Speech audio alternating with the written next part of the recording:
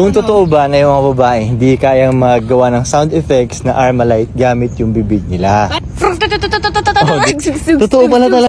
Hindi, titignan ko lang. Hindi, for documental, sa akin lang.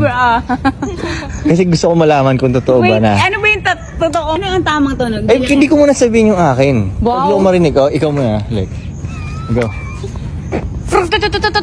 Diba? Ate kaya... Armalite ba yun? Basta yung maraming bahala, yung gano'n na klase. Ganun lang. Ano? Water ganyan sa'yo Holy shit.